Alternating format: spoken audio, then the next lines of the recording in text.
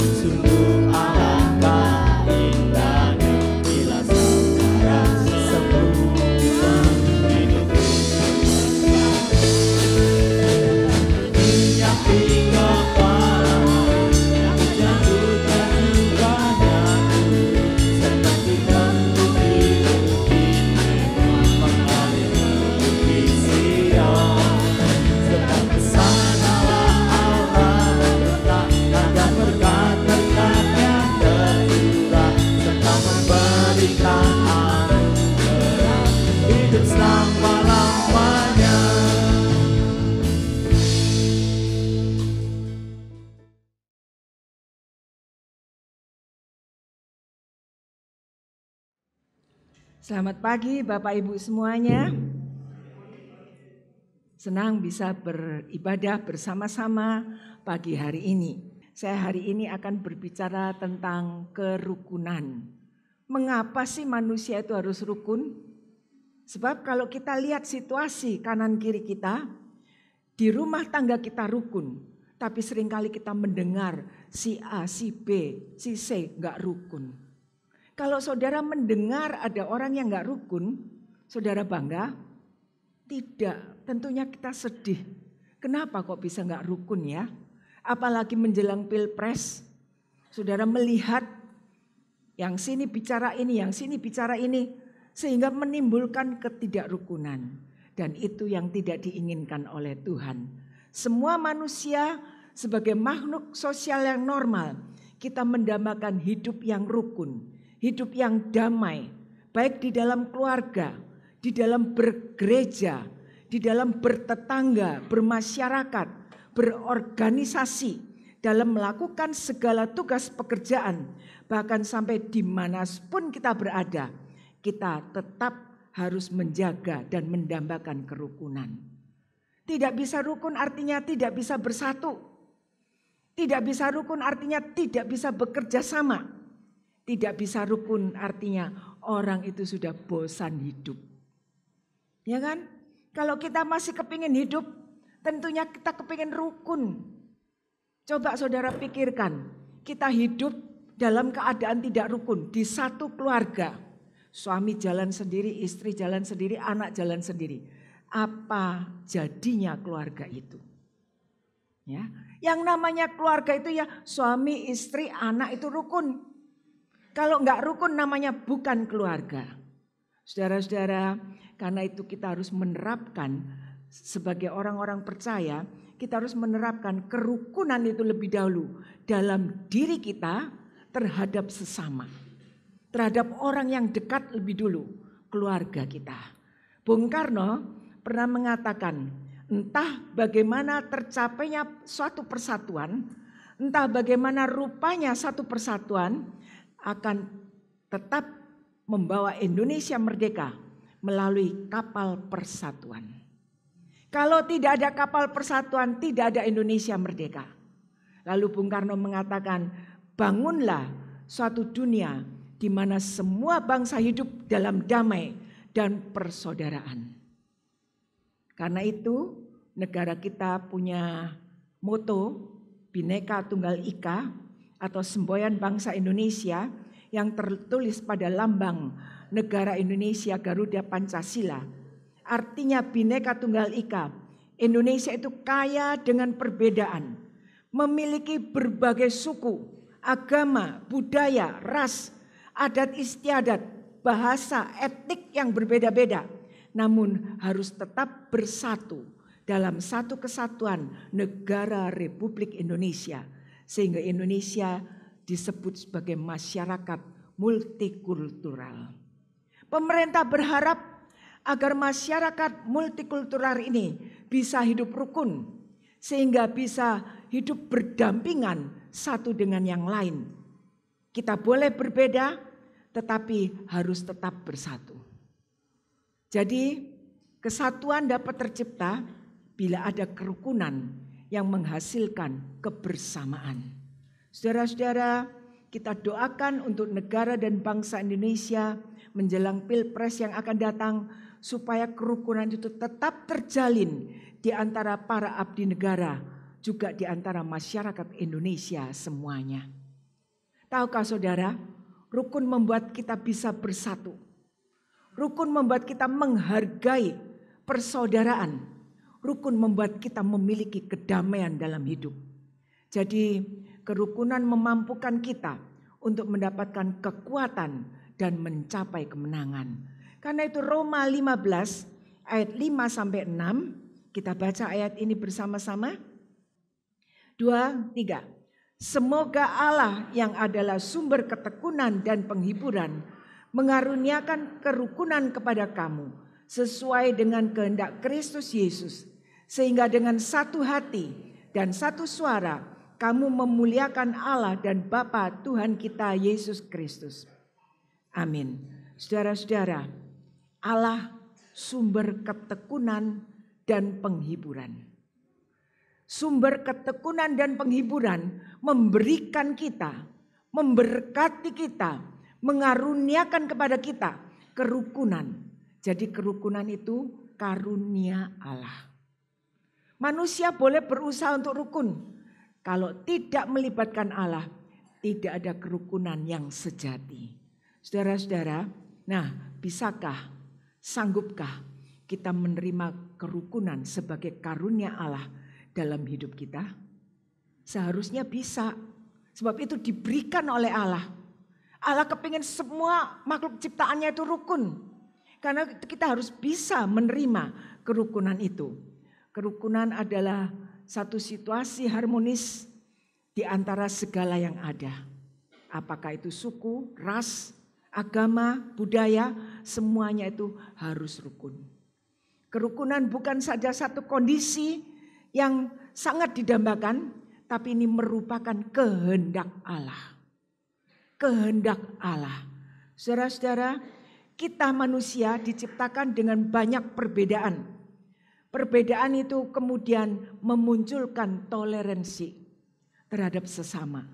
Sehingga kita bisa saling menghargai, punya wawasan yang luas, bisa menghargai orang yang berbeda pendapat, sabar, karena kita manusia adalah makhluk sosial yang tidak bisa hidup sendirian.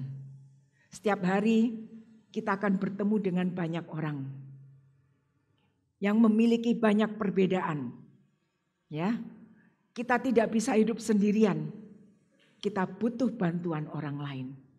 Karena itu sudah wajar bila kita belajar untuk bertoleransi.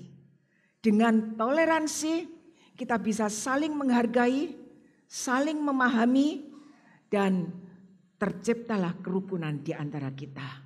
Saudara-saudara, kalau kita bisa hidup rukun terhadap sesama, itu merupakan cara kita menghargai dan menghormati diri kita sendiri.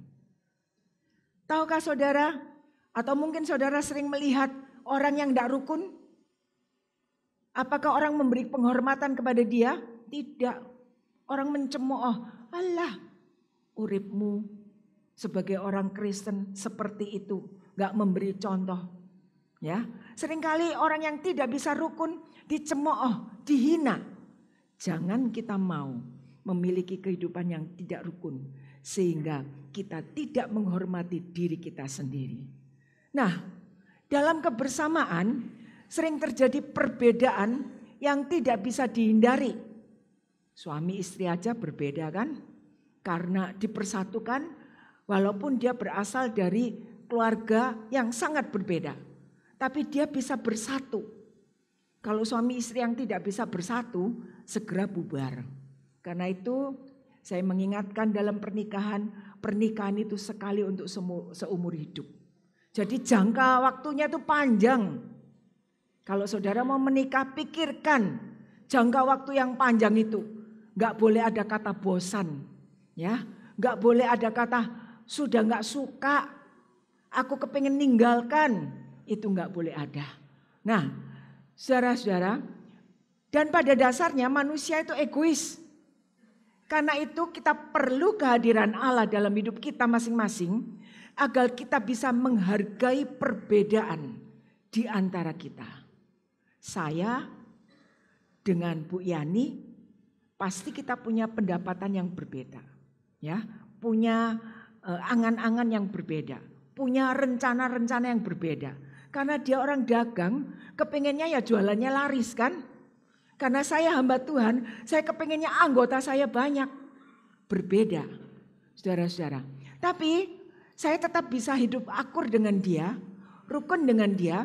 Karena apa? Walaupun berbeda, kita punya tugas masing-masing. Tapi tugas kita itu tidak mencegah dan merusak kerukunan kita. Itu harus membuat kita makin rukun, makin akrab, saling mendukung, saling mendoakan. Saudara-saudara, perbedaan tetap ada dan perbedaan itu karunia Tuhan. Karena itu kita harus belajar menghargai dan menghormati perbedaan yang ada. Menolak semua sikap yang tidak suka dengan perbedaan. Karena perbedaan itu diciptakan oleh Tuhan sendiri.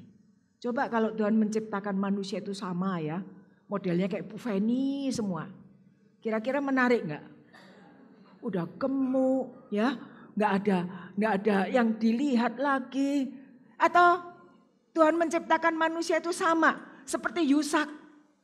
Kecil, kurus, enggak ada yang menarik. Tapi coba Bu Feni, Yusak, sampai ini Albert dijejerkan bersama-sama. Itu akan menarik perhatian.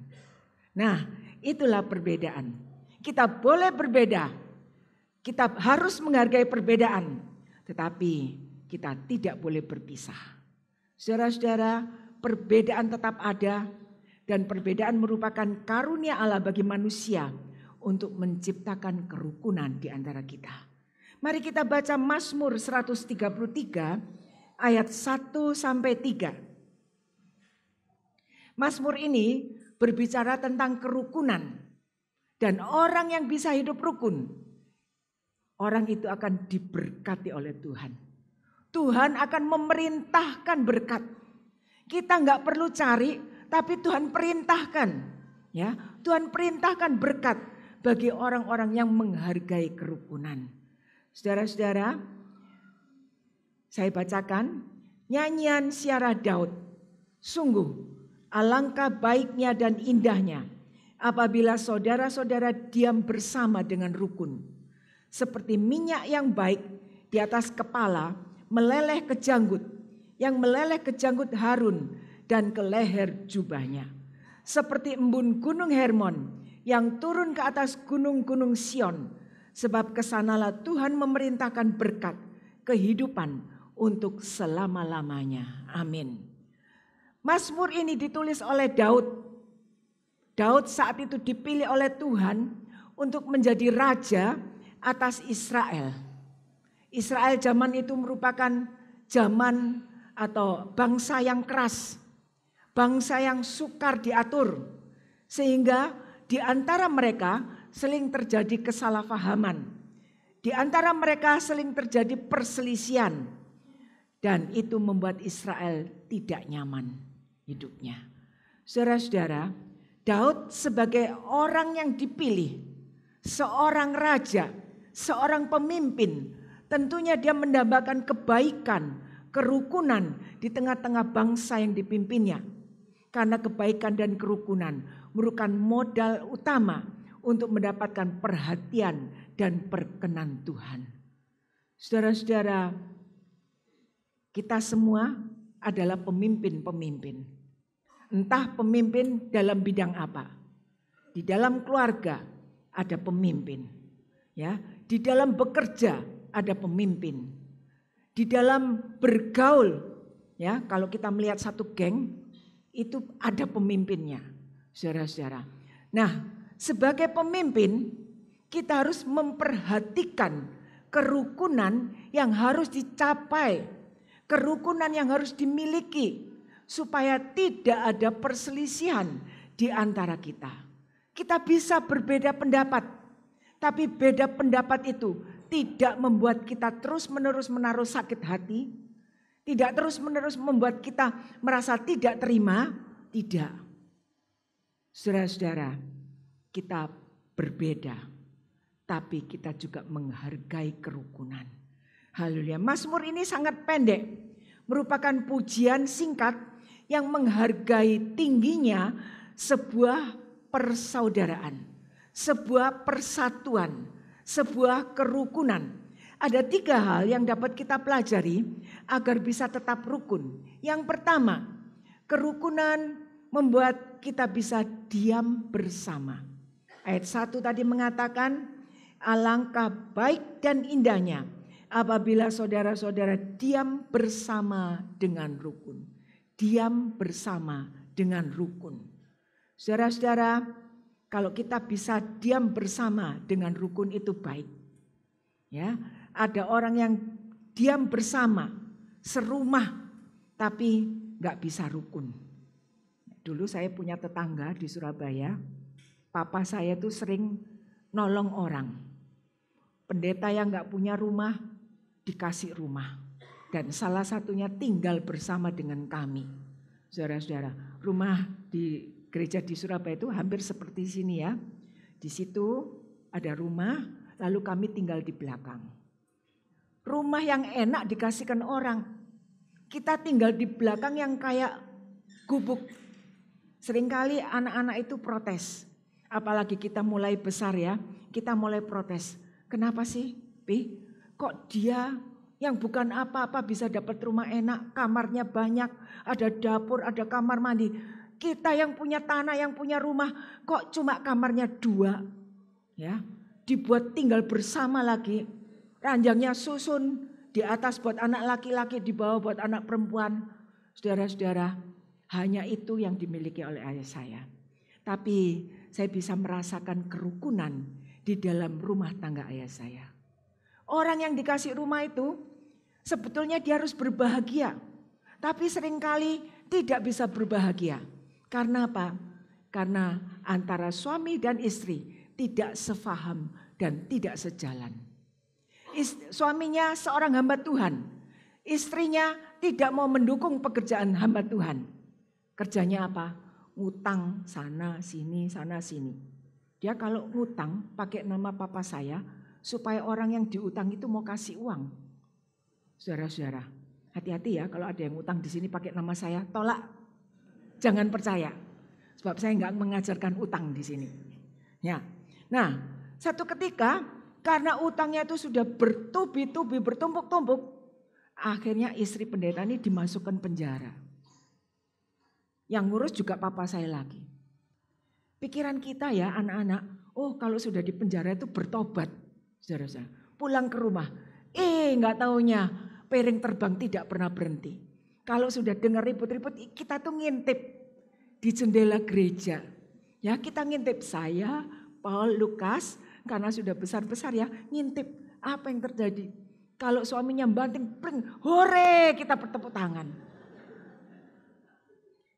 Satu ketika, karena kita terlalu seru ngomongnya hore, orangnya tuh lihat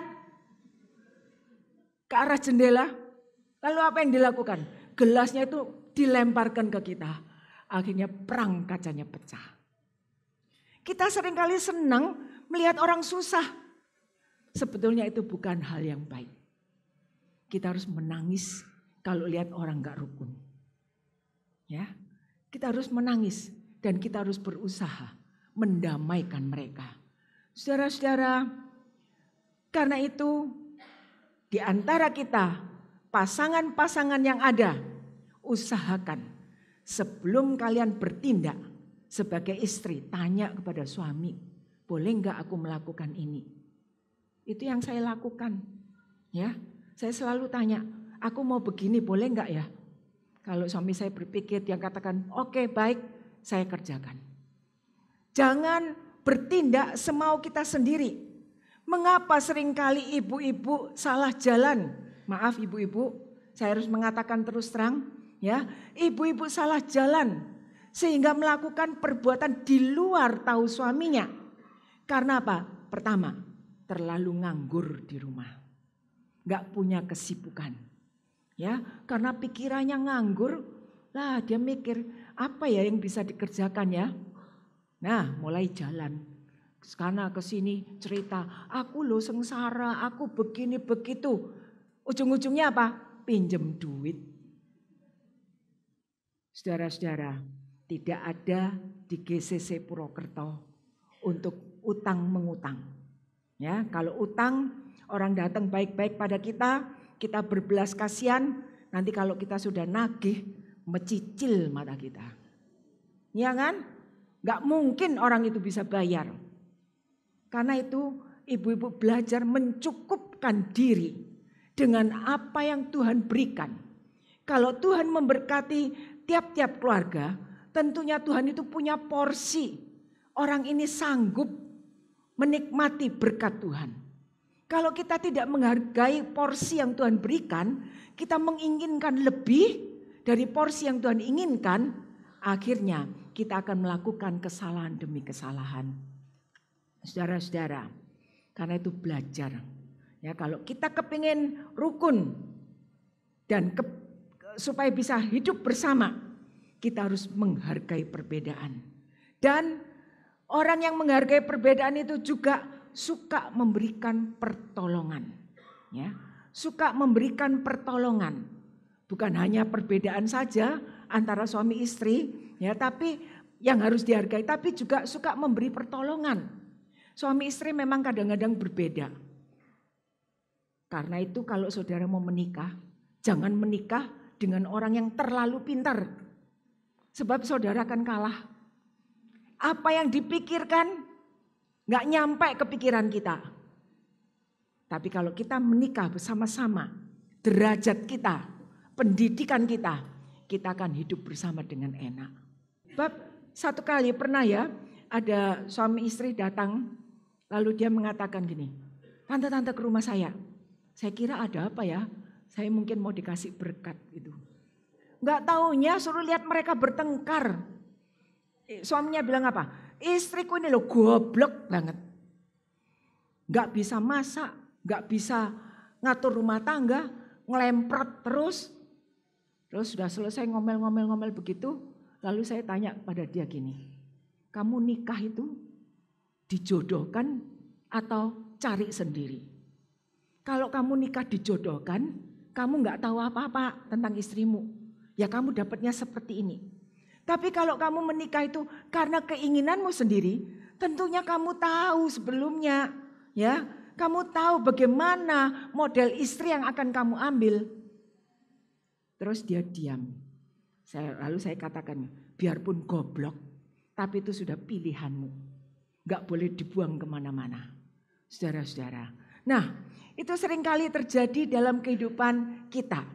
Kita nggak bisa rukun karena tidak bisa menghargai orang lain, ya, tidak bisa menghargai perbedaan. Karena itu kalau sudah menikah ya, yang resik sedikit. Kalau dulu belum menikah, nggak mandi, sudah pergi, nggak mandi mau makan, nggak usah sikat gigi, nggak apa-apa.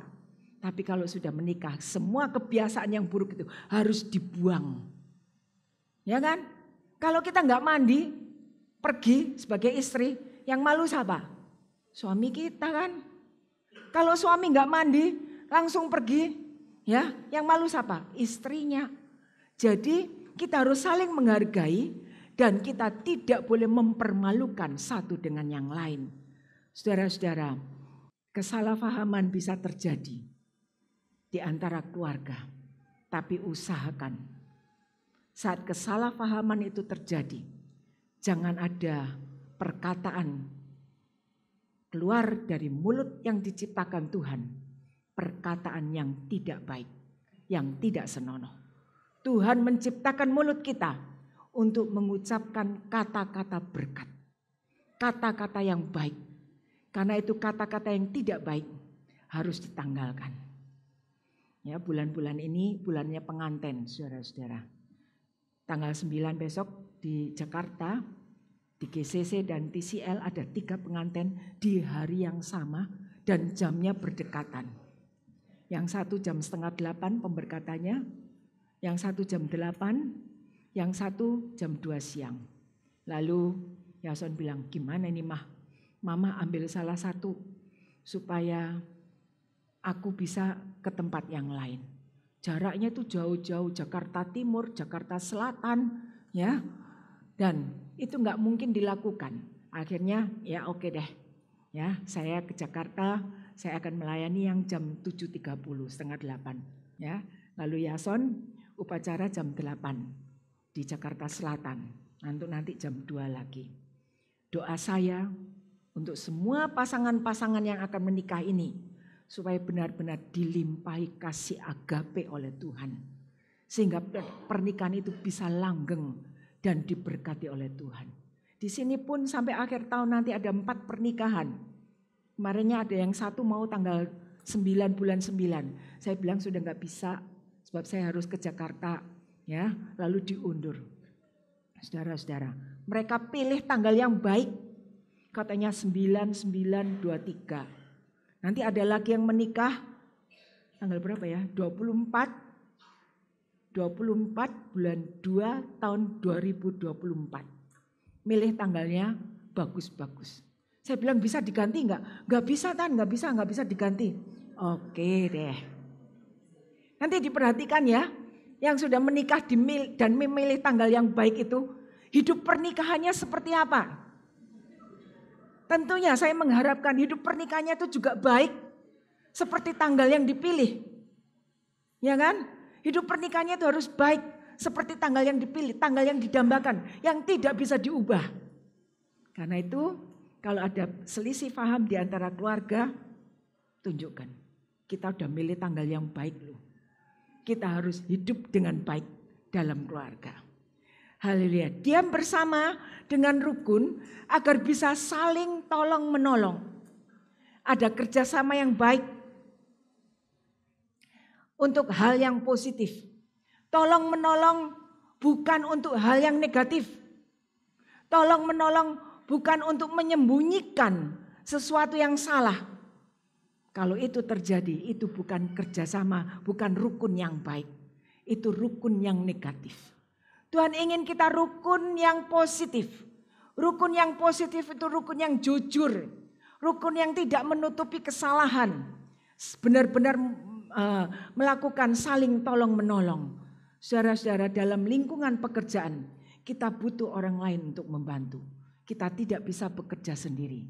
Di sini saya melayani, saya butuh banyak volunteer untuk membantu perkembangan gereja ini. Di rumah saya juga perlu orang membantu untuk menemani saya dan mengurus pekerjaan. Demikian juga dengan saudara. Gak mungkin saudara tinggal sendirian di rumah. Pasti ada orang lain. Kalau sampai orang itu benar-benar tinggal sendirian, berarti orang itu kebangetan. Ya, karena apa? Karena tidak bisa menghargai orang lain dan tidak bisa tolong menolong. Saudara-saudara, kita butuh orang lain untuk membantu. Dalam pergaulan, dalam hidup berorganisasi, kita semua bisa rukun, bisa saling tolong menolong. Kalau kita sama-sama jujur melakukan pekerjaan itu dengan baik. Yang kedua, persekutuan dan persaudaraan yang rukun itu digambarkan seperti minyak yang baik. Ayat 2 mengatakan seperti minyak yang baik di atas kepala, meleleh ke janggut, yang meleleh ke janggut Harun dan ke leher jubahnya. Minyak di sini berbicara tentang minyak urapan yang dipakai untuk mengurapi raja, untuk mengurapi imam. Dan minyak ini dipakai untuk mengurapi Harun, minyak yang khusus. Saudara-saudara, pengurapan itu datangnya dari Allah dan atas perintah Allah. Kerukunan disebut sebagai minyak yang baik di kepala Harun, meleleh ke janggut dan ke leher jubahnya. Artinya minyak itu berlimpah-limpah diberikan dalam kehidupan Harun. Minyak di Israel merupakan tanda kesukaan dan ketentraman. Jadi kerukunan itu membawa sukacita, tentram hati kita, damai hati kita. Dan minyak itu diberikan dengan berlimpah dari kepala ke janggut ke leher jubah. Artinya begitu meluap. Saudara-saudara, tahukah saudara, berkat Tuhan akan dilimpahkan begitu besar bila Tuhan melihat ada keluarga-keluarga yang rukun. Saudara-saudara, karena itu kalau kita merasa kok segala sesuatu ini sulit dilakukan, periksa diri. Sudahkah saya rukun? Antara orang tua anak, antara suami istri, saudara-saudara, antara saudara dengan saudara. Kalau belum, usahakan, lakukan supaya semua diberkati oleh Tuhan. Saya sedih kalau melihat ada keluarga yang tidak rukun. Ada keluarga yang seringkali mengucapkan kata-kata yang kasar. Goblok kamu, ya, ini itu kamu. Saudara-saudara, itu jangan diucapkan. Kita mengucapkan pada suami kita atau istri saya atau anak-anak kita, goblok kamu. Dalam hati saya kalau mendengar perkataan itu, lah kamu kok mau ya nikah sama orang goblok? Kan sudah tahu goblok, kenapa diambil jadi pasangan hidup? Kepada anak kita katakan goblok kamu. Memangnya kita mengharapkan anak kita goblok? Tentunya kita menyekolahkan anak supaya pintar, bukan goblok. Saudara-saudara, karena itu hindari perkataan-perkataan yang tidak baik. Jangan dikeluarkan dari mulut yang diciptakan oleh Tuhan. Mazmur 133 ini mencerminkan tentang kekuatan sebuah kebangunan rohani yang asli. Tuhan mencurahkan berkat bila umat-umat Tuhan, keluarga-keluarga Tuhan saling mengasihi, saling menyatukan hati, dan saling hidup rukun. Saudara-saudara, sebagai orang pilihan Tuhan, kita harus belajar untuk benar-benar menikmati ini. Nah, kerukunan itu juga diceritakan seperti embun, ya, seperti embun. Saudara kalau keluar pagi hari,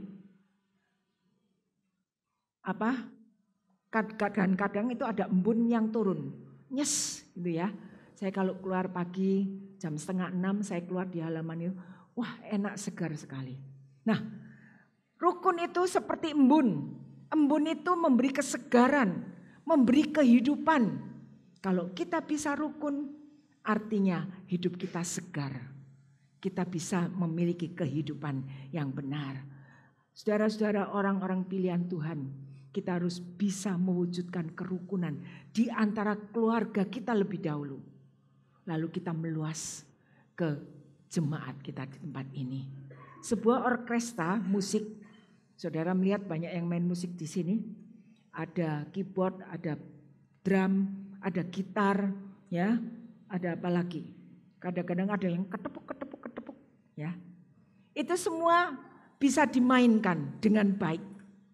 Kita nyanyi, ternyata ini bisa mengikuti, saudara-saudara.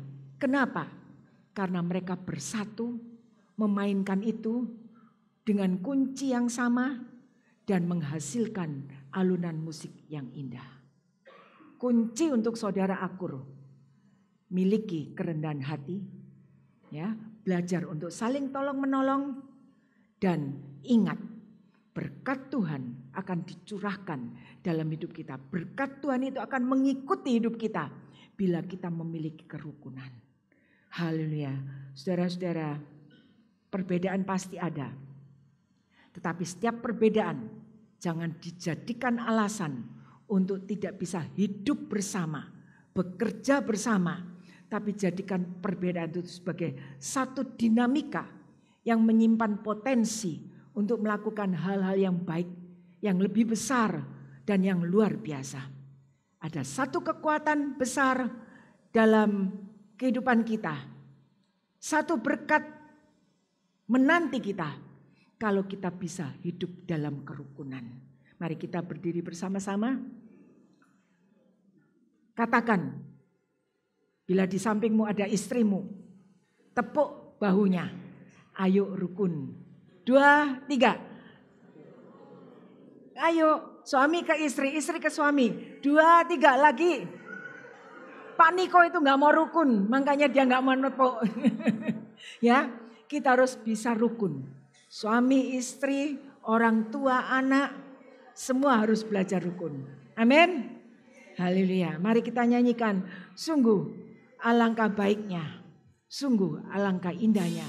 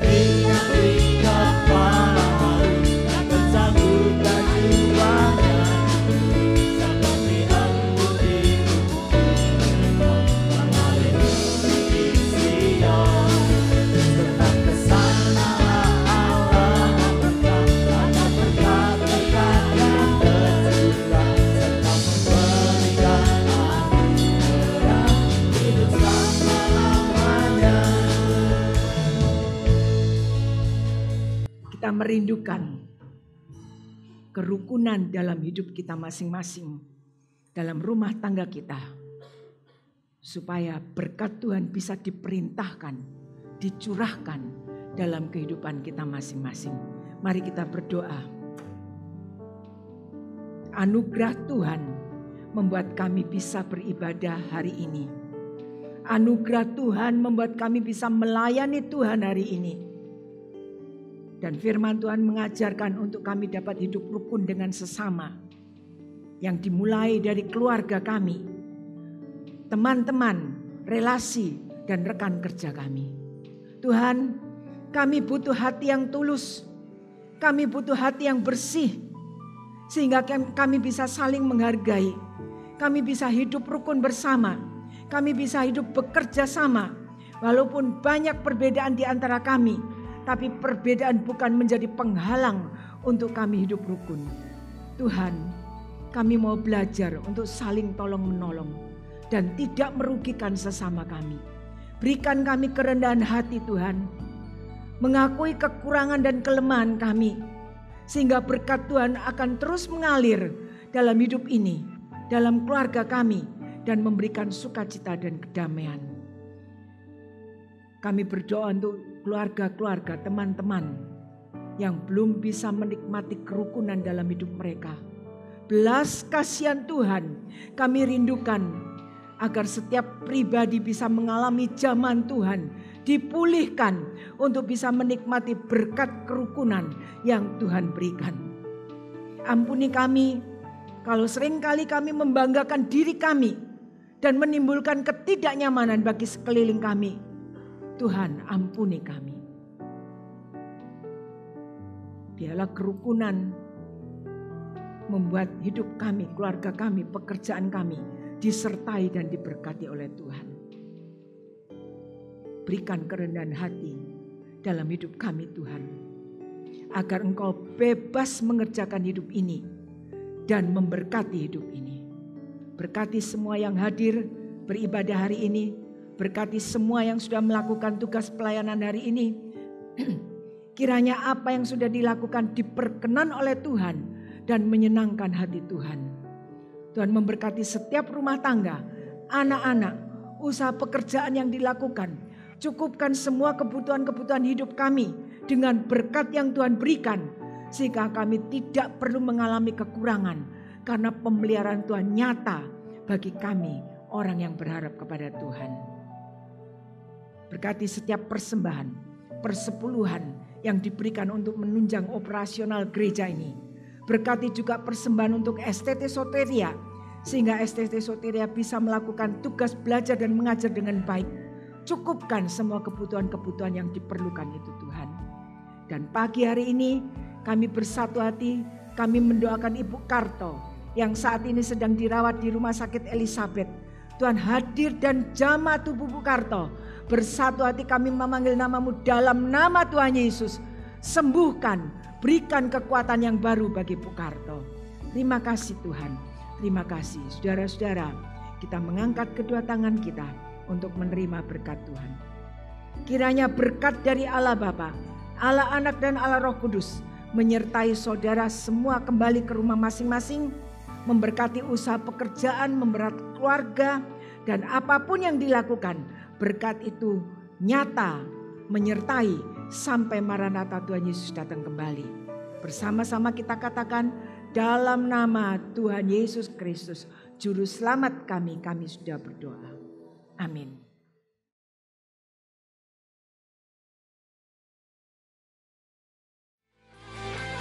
Orang yang tidak bisa menerima perbedaan berarti telah menolak Allah yang telah menciptakan perbedaan. Terima kasih Bu Pendeta Lois untuk renungan firman Tuhannya yang telah memberkati dan menguatkan kita semuanya. Dan untuk seluruh rekan saya, all team GCC Purwokerto, Anda semuanya luar biasa. Salam kompak selalu ya guys. Saya senang sekaligus bangga dapat menjadi bagian dari tim Gracia Community Purwokerto yang ramah namun tetap gahar. Dan saya juga mengucapkan terima kasih untuk Bapak Ibu yang telah setia dalam memberikan persembahan sehingga program Gracia Community Purwokerto dapat berjalan dengan baik dan dapat menjadi reflektor kasih Tuhan. Kiranya Tuhan Yesus senantiasa memberkati apa yang menjadi usaha dan pekerjaan Bapak Ibu Saudara semuanya. Dan bagi Bapak Ibu yang rindu untuk memberikan persembahan, Bapak Ibu bisa memasukkan amplop persembahan ke kotak persembahan yang telah tersedia di gereja. Atau Bapak Ibu bisa mentransfer melalui nomor rekening yang telah tertera di layar Anda.